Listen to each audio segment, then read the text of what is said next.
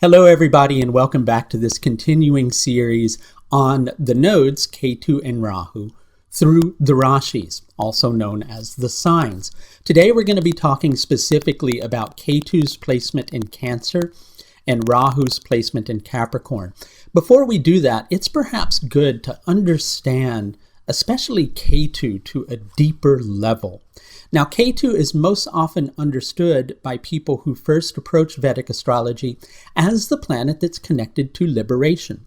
And that is definitely true. But what a lot of people don't know is Ketu is also responsible for initially suppressing the very thing that it's trying to create liberation from.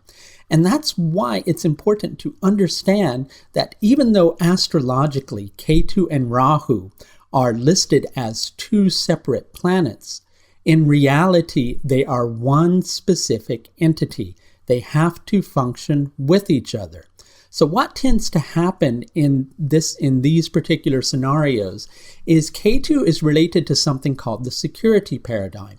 It's a way of understanding life or relating to life that we become familiar with or most secure with lifetime after lifetime or year after year within this particular lifetime. But being familiar with something or comfortable with something does not necessarily equate with growing, right? Because if we become comfortable living in a small, tiny room, we don't know a damn thing about the world outside of our door. So that's why we need Rahu to come in and break us out of our comfort zone, take us into new realms and new ways of understanding things, and bring that new understanding back to Ketu so that Ketu can integrate it further and actually help Ketu to understand that it's okay to move out of that teeny tiny room into the vast world beyond. On a certain level, that's how Ketu and Rahu work. So in understanding Ketu in Cancer and Rahu in Capricorn, Cancer is a very adaptable sign. With Ketu in Cancer, though, Ketu tends to suppress the emotions, right? Suppressing the emotions in order to establish what seems to be a more comfortable way of relating to life. But when we are controlling how we feel about something, then chances are we're not really fulfilling our true needs. So for instance, if you happen to be involved in a relationship that's, not comfortable for you in terms of some of the ethics of your partner, or even something as silly as the way your partner dresses or anything like that, sure, you can go, right, I'm going to just stay with this relationship because it's more comfortable for me to stay with this relationship than it is for me to leave this relationship. That's what emotionally adapting is all about. I'll just kind of adjust because it's more comfortable for me to do this than for me to pursue my true needs in this situation.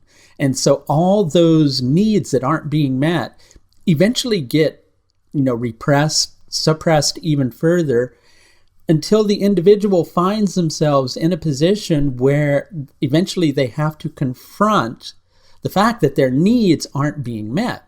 And so while Ketu in Cancer is very good at adapting to the situation in order to keep things quote unquote comfortable, they're not so good at adapting to fulfill their needs. And that's what Rahu in Capricorn is trying to teach the individual. Ketu in Cancer will do things that are impractical in order to keep things comfortable, right? Think about it. You're in a relationship, the relationship's not working, your partner makes you feel uneasy within yourself, but you place yourself in a position where you'd rather not leave the relationship because it's too uncomfortable to make that movement. Well, that's not very practical because, after all, eventually you're just going to be extremely upset within that relationship and have absolutely no chance of finding comfort or security within that relationship because ultimately your needs aren't being met. And so practical steps have to be taken to make an effort to adjust your external environment so that it creates a greater level of emotional stability within yourself, right?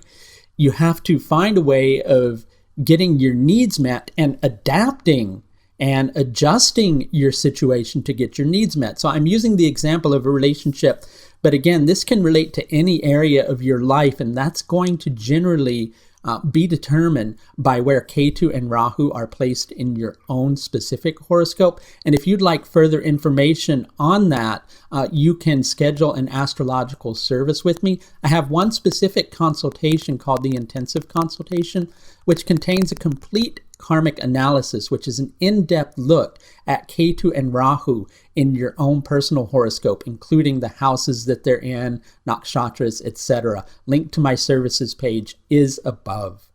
So why not adapt your external environment rather than just adapting internally? Rather than trying to convince yourself that somehow you can be comfortable within the confines of a situation that's no longer fulfilling your needs, how about instead releasing yourself from that uncomfortable situation, adapting to the new environment of, if we're talking about a relationship, being single, being able to explore life in a completely new manner, and expanding beyond this confined belief of relating to the universe that thinks that you have to adjust yourself to the situation.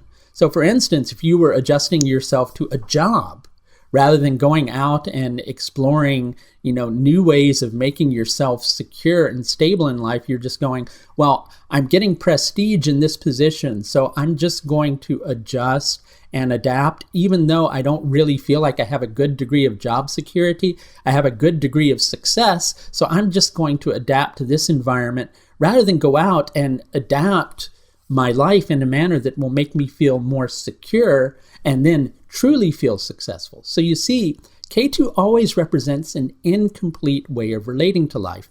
And when Ketu is in Cancer, that incomplete way of relating is an understanding that to keep things comfortable in life, in order to find comfort, one has to adapt inside of oneself. One has to control one's emotions so that one can keep one's comfort zone intact, when in essence what the Ketu and Cancer person with Rahu and Capricorn is needing to learn is that they need to try to do better at adapting their external environment in order to match their need for internal security. I should mention that I have several ongoing courses in Vedic astrology. If you're interested in any or all of these, further information can be found at my webinar courses page, which is linked above. That's going to do it for this look at Ketu and Cancer and Rahu and Capricorn. Until the next time, when we take a look at Ketu and Leo and Rahu and Aquarius, please do take the very best care of yourself. Bye now.